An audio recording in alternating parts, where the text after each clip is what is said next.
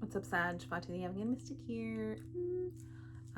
Doing readings for what to expect during this Mercury retrograde for your sign. If you're not familiar with a Mercury retrograde or what that means, you can go watch my other video. Short and sweet, to the point. You know, I'm not an astrologer. I don't claim to be one. I just do my own research, and I'm intuitive, and I feel what I feel, and I share that with everyone else. So I'm being blinded by the sun that's coming in through this. We just had like a crazy thunderstorm that was very insane, and I was not expecting this much light to come in after a period of darkness. There is light. Is that a message for someone? All right, Sagittarius, let's see what kinds of things are coming up to be reevaluated, reconsidered, and revisited for Sagittarius during this Mercury retrograde in Cancer. Thank you.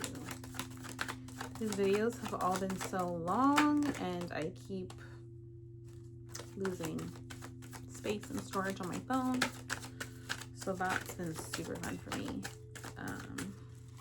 But it happens. I knew that was going to happen, and it did. Like right in the midst of a different reading, I had to empty out some storage and start over again. So is that a message? We have to make space for the new. Sometimes we have to start over, and that's okay. Sometimes it's better that way.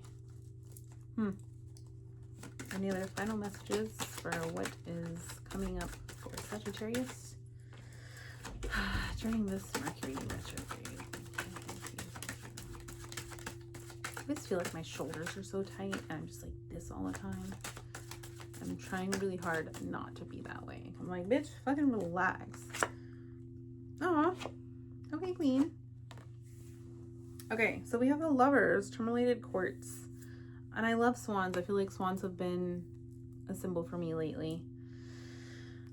Because swans are like, I don't know, they're just so elegant and beautiful and mystical and magical and just like love. I feel like they represent love. So the Lovers card here, tourmalated quartz, maybe the area of your relationships. The Lovers card isn't always about romantic love, right? Like it could be your relationship to your partner, a potential partner, a current partner, a past partner, but also it could be your relationship with yourself or your relationship with people that you're close to in general. And are you feeling like those energies? Are you feeling like it's a reciprocal energy? Are you feeling that reciprocity? Are you feeling that harmony, that balance, that joy, that love? Like, are you guys learning the lessons that you're learning together? Is it harmonious? Does it feel good? Or is there like a push and pull that's not feeling good? And is there something that could be recalibrated, re-examined, you know? But it's in the upright position. So I feel like, I don't know, it's aligning your heart, aligning your head and heart, because your heart is right here and it's feeling very divine and pure. So, you know, it's giving like mirrored images, divine union, compassion, love, harmony, joy, expansion. And tourmalated quartz, I feel like it's a very grounding energy. So it's like a grounding love. It's very grounded. It's clear, because tourmalated means like black tourmaline, and then the quartz is a clear quartz. So it's like that, you know, those black lines of the tourmaline in the quartz makes it very clear, very grounded, very stable. And I mean, even the colors here are black and white. So maybe it's giving like a black and white energy in regards to like, I don't know, things looking black and white and not having like a gray area. I mean, because of course a gray area does exist, but like maybe you're in a situation that feels good to where it is so like harmonious and balanced and mirrored that,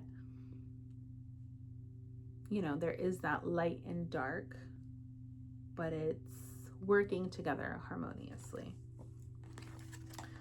We have Temperance with lepidolite. So temperance is all about change and transformation, and being patient, like having the patience and the openness for things to be fluid, to have the, calm, centered state of mind. And the crystal here we have is lepidolite.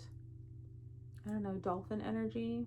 Dolphins are also very, like, loving and interesting creatures. They freak me out because I think they're too smart, and I don't like that. But like, the energy here is giving very, again, it's another 5. So did I see 5 somewhere else, or am I tripping? Whatever. Change, transformation,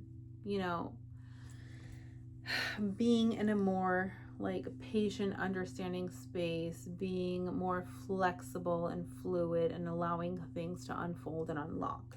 Lepidolite is like a mica. It's a light purple, like sparkly. I don't know where mine is right now. I had it somewhere. It's very soothing energy. It helps soothe your mind, soothe your heart, soothe your soul, and keep you very, like, calm and centered and not overthinking as things happen. We also have the Emperor in reverse with lapis.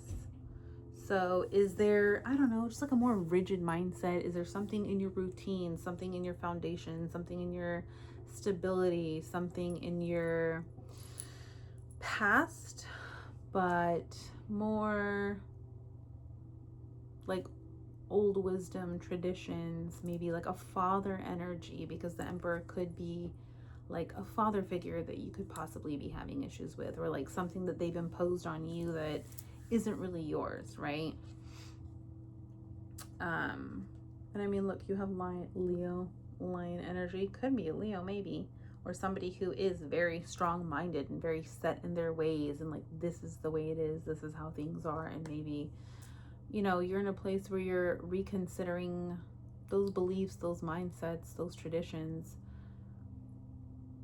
those foundations, and allowing your intuition, because lapis, I am wearing lapis.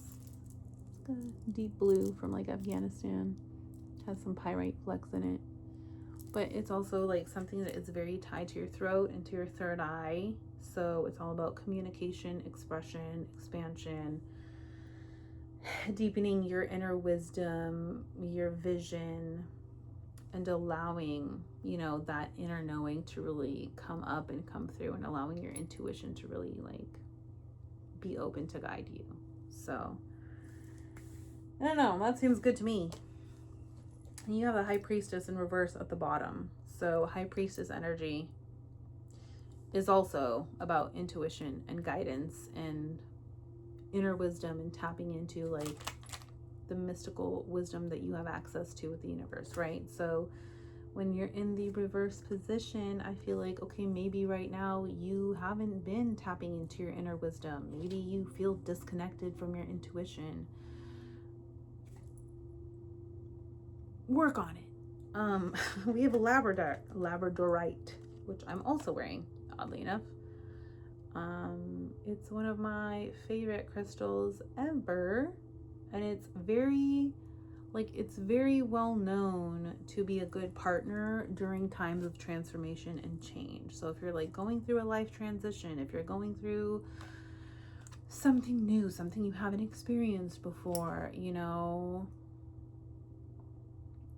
a relationship, a job, a mindset, a life event, like something, it's really good at being your partner and showing you support in this time to help you, like, move through this transformation with peace and compassion and clarity, because it's also a third eye and crown chakra stone. It is very, connected to the ethers. It's connected to psychic energy, to intuition, to clarity, and your mind space. So I don't know, I think this is all very telling. I love you. Like, share, subscribe, comment, and let me know how this retrograde is going for you. Let me know the things that are coming up for you, because I'm actually interested in, like, knowing about people's lives.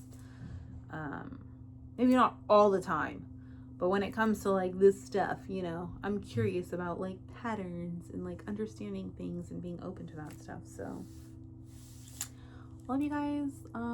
This was probably the shortest one yet. So thank you, Sagittarius. Good luck and let me know how it goes. Love you. Bye.